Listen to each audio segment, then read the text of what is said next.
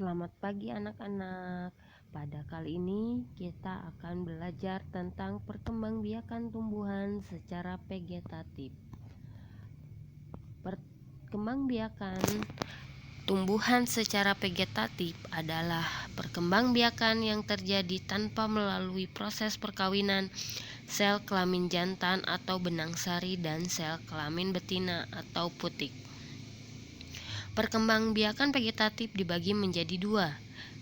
Yang pertama, vegetatif alami, yaitu perkembangbiakan tumbuhan tanpa melalui proses perkawinan yang dilakukan sendiri oleh tumbuhan tersebut tanpa campur tangan manusia. Yang kedua, perkembangbiakan vegetatif buatan, yaitu perkembangbiakan yang terjadi karena adanya bantuan manusia.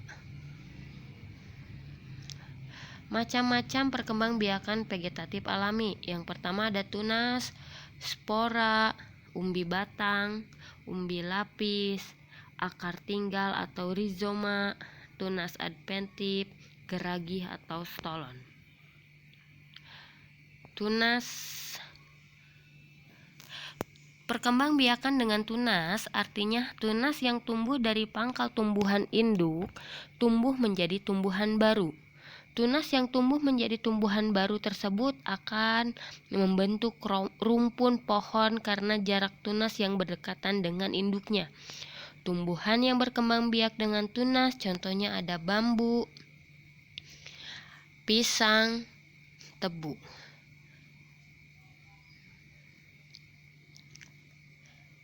Spora. Contoh tumbuhan dengan spora yaitu jamur, lumut, paku-pakuan.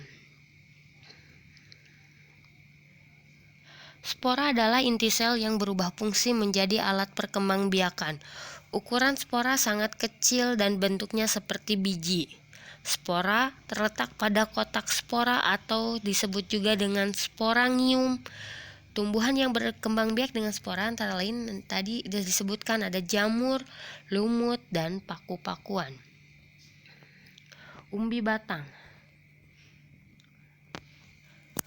Umbi batang adalah batang yang tumbuh di dalam tanah dan ujungnya menggembung membentuk umbi. Umbi batang berfungsi untuk menyimpan cadangan makanan, terutama zat tepung. Contoh tumbuhan yang berkembang biak dengan umbi batang adalah ubi jalar dan kentang. Umbi lapis. Umbi lapis merupakan batang di dalam tanah yang tertutup lapisan daun berdaging. Batang umbi lapis sangat pendek dan melebar. Letak buku-buku sangat rapat. Pada setiap buku akan tumbuh daun yang berimpit dan berlapis. Daun paling luar akan mengering dan membentuk sisik. Daun tersebut berfungsi untuk melindungi daun di dalamnya yang tebal dan berdaging. Umbi baru akan tumbuh dari mata tunas yang terdapat di sela-sela daun. Umbi baru ini dinamakan siung.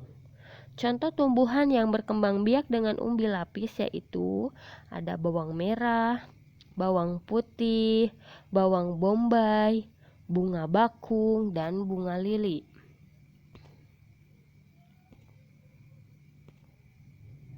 Akar tinggal atau disebut dengan rizoma adalah batang yang tumbuh menjalar di dalam tanah. Akar tinggal pada tumbuhan berguna untuk menumbuhkan tunas baru. Contoh tumbuhan yang berkembang biak dengan akar tinggal yaitu ada kunyit, temulawak, jahe, lengkoas.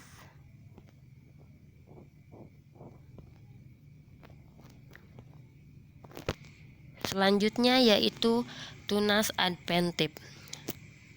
Tunas adventif dapat ditemukan pada bagian tepi daun atau akar tumbuhan.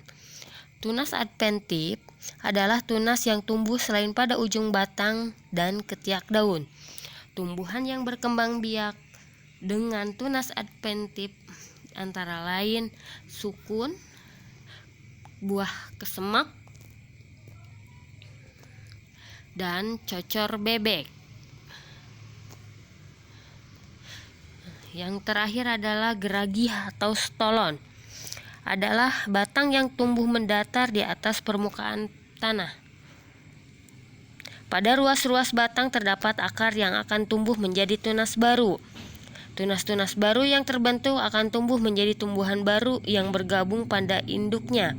Contohnya ada rumput tekis, stroberi, ada semanggi, dan lainnya.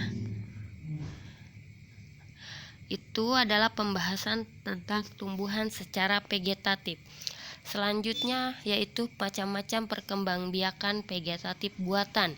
Yang pertama ada mencangkok, yang kedua okulasi atau menempel, yang ketiga setek, yang keempat merunduk, kelima menyambung atau mengenten. Mencangkok. Tumbuhan yang dapat dicangkok adalah tumbuhan yang batangnya berkayu dan memiliki kambium. Akar tumbuhan hasil cangkokan berbeda dengan akar tumbuhan induk.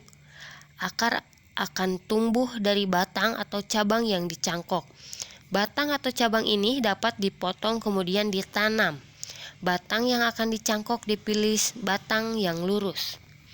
Keuntungan mencangkok, yang pertama cepat berbuah, yang kedua sifat sama dengan induknya, yang ketiga pohon tidak terlalu tinggi. Adapun kerugian dari mencangkok, yang pertama akar pohon kurang kuat, yang kedua berumur pendek. Yang kedua okulasi atau menempel. Okulasi dilakukan dengan cara menempelkan mata tunas pada batang tumbuhan sejenis yang akan dijadikan induk atau batang bawah. Okulasi bertujuan untuk menggabungkan sifat-sifat unggul dari dua jenis tumbuhan sebagai tumbuhan baru. Di sini ada cara melakukan okulasi. Yang ketiga adalah setek. Setek adalah memperbanyak tumbuhan dengan cara menanam bagian tertentu tumbuhan tanpa menunggu tumbuhan akar. Setek dibagi menjadi 3. Yang pertama ada setek batang. Contohnya pada ketela pohon, tebu, dan kangkung. Ada setek daun, contohnya begonia, sri rejeki, dan cocor bebek. Yang ketiga ada setek akar, contohnya cemara dan sukun.